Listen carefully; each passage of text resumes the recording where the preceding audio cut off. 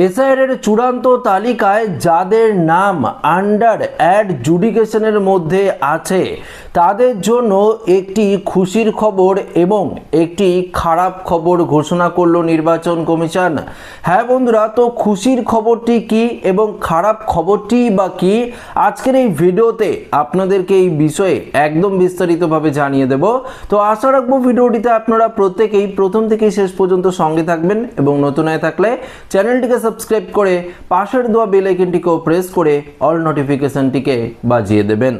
দেখুন বন্ধুরা, আমাদের পশ্চিমবঙ্গে 28 ফেব্রুয়ারি এসআইআর এর চূড়ান্ত তালিকা প্রকাশিত হয়েছে। এটা তো সবাই জানেন আপনারা, এবং অলরেডি আপনারা দেখেও নিয়েছেন এই লিস্টে আপনার নাম আছে কিনা এবং কাদের কাদের নাম আন্ডার জুডিকেশনের মধ্যে রয়েছে এবং কাদের কাদের নাম ডিলিট হয়েছে সেটাও কিন্তু আপনারা বুঝে গেছেন।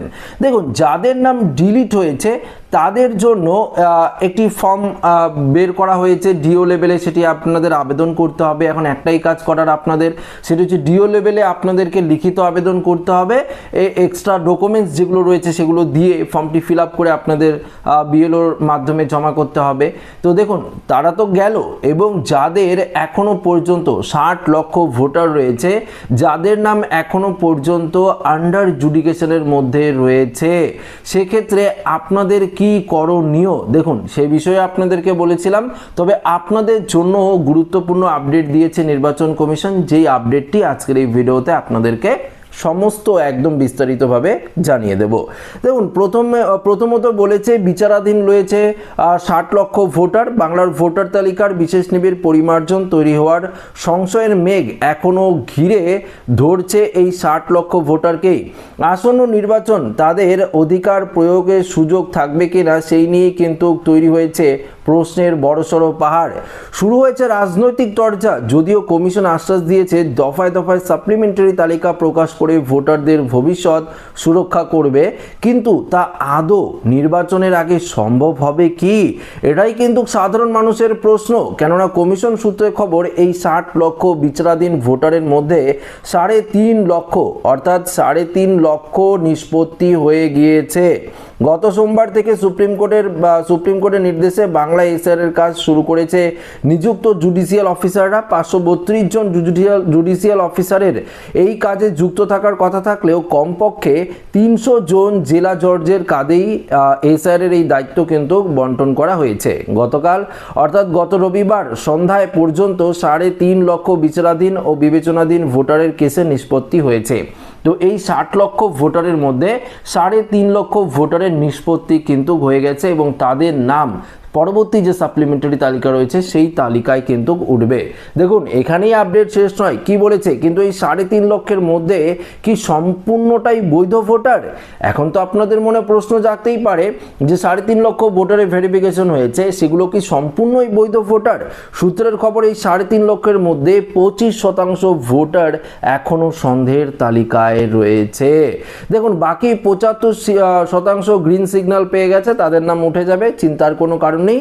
এই অনুপাত যথেষ্ট ভালো বলেই মনে করেছে রাজনৈতিক মহল। আর গোটা 60 লক্ষের তালিকায় গড়ে যদি 25% অবৈধ বা সন্দেহ তালিকায় রাখা ভোটারকে চিহ্নিত করে জুডিশিয়াল অফিসাররা, সেক্ষেত্রে 15 লক্ষ ভোটারের নাম বাদ যাওয়ার সম্ভাবনা কিন্তু থাকছে। নিষ্পত্তি না হয় হবে, কিন্তু তা কতদিন চলবে পরবর্তী প্রশ্ন। দেখুন, এই যে কমিশনারের তরফ থেকে যে আপডেটটি দেওয়া হয়েছে সেই আপডেটের ভিত্তিতে আপনাদেরকে বলছি। দেখুন, এই 60 লক্ষের মধ্যে 3.5 লক্ষ ভোটারের নাম অর্থাৎ নিষ্পত্তি হয়েছে, তার মধ্যে 75% ভোটার কিন্তু বৈধ বলে বিবেচিত হয়েছে, বাকি 25% অবৈধ ভোটার কিন্তু চিহ্নিত হয়েছে। তো যদি গড়ে একটা হিসাব করা যায়, রাজনৈতিক মহলরা বলেছে যদি গড়ে একটা হিসাব করা যায় তাহলে দেখা যাবে যে এই 60 লক্ষের মধ্যে যদি আমরা 25% করে বাদ দিই তাহলে দেখতে পারবেন 15% মতন ভোটার কিন্তু আবারও বাতিল যাচ্ছে, অর্থাৎ ডিলিটেড তালিকায় চলে আসবে। তাহলে বুঝতেই পারছেন প্রচুর পরিমাণে আবারও কিন্তু ভোটারদের নাম বাতিলের একটা সম্ভাবনা থেকে যাচ্ছে। কিন্তু দেখুন এই নিষ্পত্তি কতদিনে সম্ভব হবে? ইতিমধ্যেই মুখ্য নির্বাচনী আধিকারিকের দপ্তরে শুরু হয়েছে ভোট বৈঠক। এদিকে এখনও ঝুলে রয়েছে প্রায় 3.5 লক্ষ বাদ দিয়ে 56 লক্ষ ভোটারের ভাগ্য। ভোটার ঘোষণার পূর্বে কি আদৌ লক্ষ লক্ষ ভোটারের বিবেচনাধীন কেসের নিষ্পত্তি হবে? গত 7 দিনের এই হিসাবটাকে যদি আধার করা যায় তাহলে বলা যেতে পারে 56.5 লক্ষ ভোটারের বিবেচনাধীন কেসের নিষ্পত্তি ঘটতে জুডিশিয়াল অফিসারদের সময় লাগবে 112 দিনেরও বেশি। তার জন্যই দেখুন আবারও কিন্তু নতুন করে 200রও বেশি জুডিশিয়াল অফিসারদের নিয়োগ করা হচ্ছে, তারা যাতে এই কাজটা দ্রুত নিষ্পত্তি করতে পারে সেটাই কিন্তু দেখতে চাইছে নির্বাচন কমিশন। কিভাবে? কমিশনারের চোখ মোট বিবেচনাধীন ভোটারে রয়েছে 60,06,675। গত 7 দিনে অর্থাৎ সোমবার থেকে রবিবার পর্যন্ত জুডিশিয়াল অফিসাররা নিষ্পত্তি করেছেন 3.5 লক্ষ কেস।